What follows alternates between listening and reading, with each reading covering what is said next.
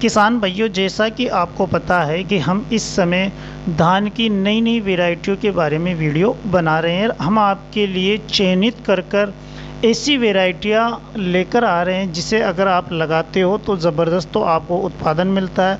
और सबसे मौखिक बात यह है कि कम से कम खर्चे में कम समय में पककर तैयार होने वाली वैरायटियों का चयन हम इन वीडियो में कर रहे हैं। ऐसी ही एक धान की वैरायटी हम इस वीडियो में लेकर आए जिसे अगर आप लगाते हो तो कम समय में कम खर्चे में अधिक उत्पादन आपको ये वैरायटी निकाल कर देती है। और अगर लास्ट ईयर की बात करें तो ज़बरदस्त उत्पादन आपको इस वैरायटी में देखने को मिला था। इसी के साथ किसान भाइयों, हम इस वीडियो में पहले बात करते हैं कि आखिर हम धान से अच्छा उत्पादन कैसे ले सकते हैं। क्योंकि वैरायटी तक तो एक सही बात है कि हम अच्छी वैरायटी लगाते हैं तो हमें अच्छा उत्पादन मिलता है, लेकिन उसी के साथ में किसान भाइयों हमें कुछ चीज़ें ऐसी होती है कि जिसकी नॉलेज भी होनी चाहिए। उन चीज़ों को अगर हम करते हैं तो हमें उत्पादन अच्छा मिलता है। अगर हम अच्छी तरह देख रेख वगैरह या खेत की अच्छी तैयारी या फिर समय पर बुआई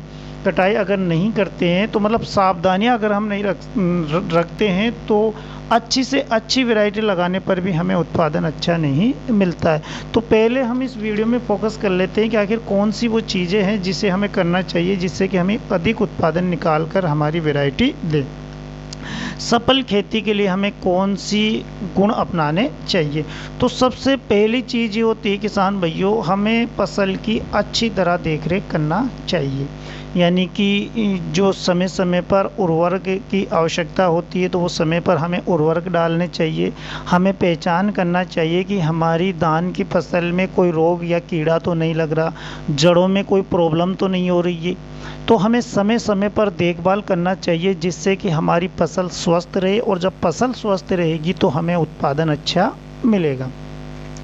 दूसरी चीज़ किसान भाइयों, जब हम खेत की तैयारी करें तो हमें बेसल डोज के रूप में उन उर्वरकों का प्रयोग करना चाहिए जिनसे कि हमें अधिक से अधिक उत्पादन मिले, जैसे कि डीएपी, एमओपी और यूरिया।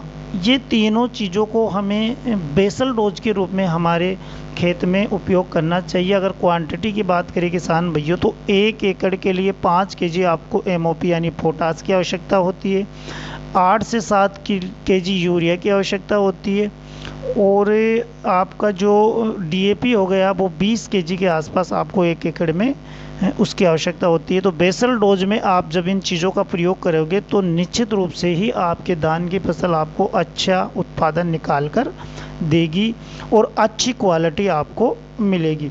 अब तीसरी चीज़ जो होती है किसान भाइयों, किसी भी चीज़ को लगाने का एक समय होता है। अगर हम सही समय पर बुआई करते हैं और सही समय पर कटाई करते हैं, दोनों चीज़ें किसान भाइयों, अगर हम समय निकाल कर बुआई करते हैं तो हमें अच्छा उत्पादन नहीं मिलता, और अगर हमारी फसल पक गई है तो हमें सही समय पर उसकी कटाई भी करना चाहिए। कच्ची फसल की कटाई नहीं करना चाहिए और इतनी पकाकर भी नहीं करना चाहिए कि हमारा धान खेती में झड़ जाए। तो ये चीज़ें भी किसान भाइयों हमें ध्यान रखने की आवश्यकता होती है। चौथी चीज़ ये होती है किसान भाइयों कि कुछ किसान भाई क्या करते हैं कि नर्सरी बनाकर धान लगाते हैं।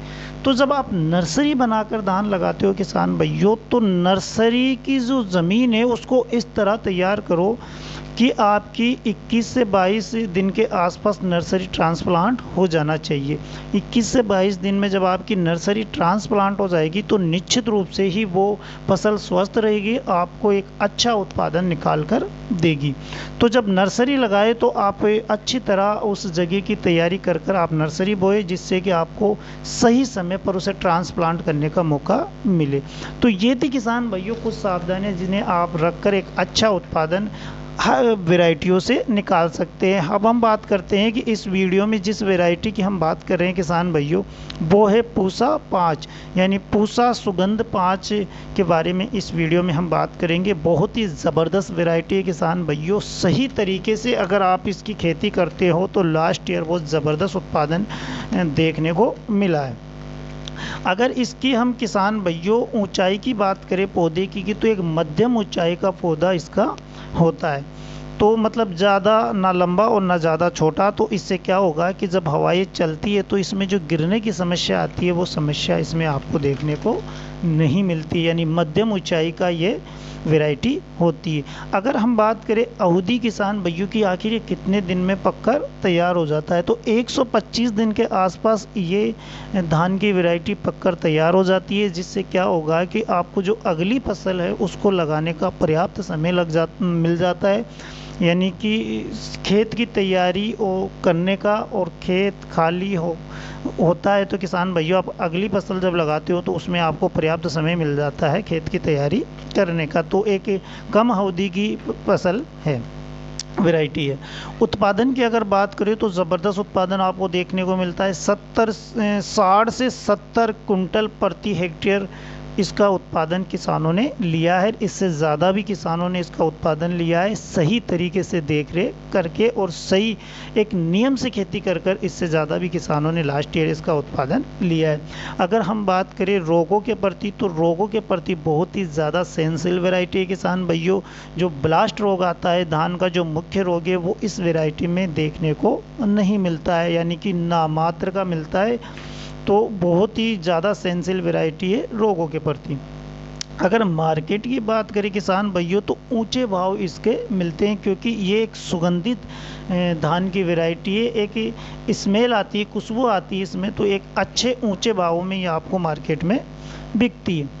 सिंचाई की अगर बात करें किसान भाइयों, तो जहां एक पानी की पर्याप्त मात्रा हो, यानी कि सिंचित इलाकों में इस वैरायटी को ज़्यादा लगाया जाता है।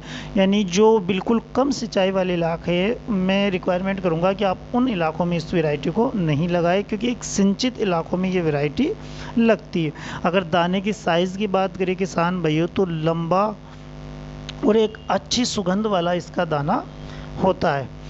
अब अगर हम बात करें किसान भाइयों कि आखिर इस वैरायटी को हम कौन से इलाकों में लगा सकते हैं, तो हरियाणा, दिल्ली, पश्चिमी यूपी, जम्मू कश्मीर, इन इलाकों में इस वैरायटी को ज़्यादातर लगाया जाता है। वैसे हर जगह ये वैरायटी सूटेबल है, हर जगह किसान भाइयों इस वैरायटी को लगाया जा रहा है, लेकिन इन इलाकों में मुख्य रूप से ये वैरायटी लगाई जाती है। अगर मिट्टी की बात करें तो सभी प्रकार की मिट्टियों में किसान भाइयों ये सूटेबल है, लेकिन जो हरियाणा और दिल्ली, यूपी की मिट्टी है किसान भाइयों, उन मिट्टी में ये ज़्यादा सूटेबल है। उन मिट्टियों में इसकी एक अच्छी पकड़ है, अच्छा उत्पादन वहाँ देखने को इसमें मिलता है। अब किसान भाइयों इस वैरायटी को आप दो प्रकार से लगा सकते हो। एक तो आप नर्सरी बनाकर लगा सकते हो, और दूसरा है कि आप सीधा मतलब रुपाई विधि से भी इसको लगा सकते हो। तो अगर आपको जो नर्सरी के रूप में अगर लगाना चाहते हो, तो अगर बीज की बात करें तो 4 केजी बीज के आसपास आपको इसकी रिक्वायरमेंट रहती है।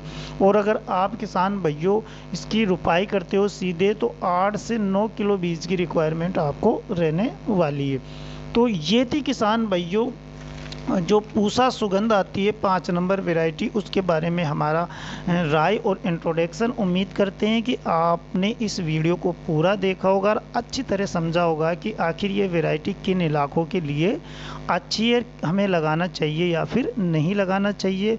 उम्मीद करते हैं वीडियो पसंद आया होगा किसान भाइयों। ऐसे ही किसी अच्छी वैरायटी को लेकर हम मिलेंगे अगले वीडियो के साथ। इस वीडियो में इतना ही। नमस्कार।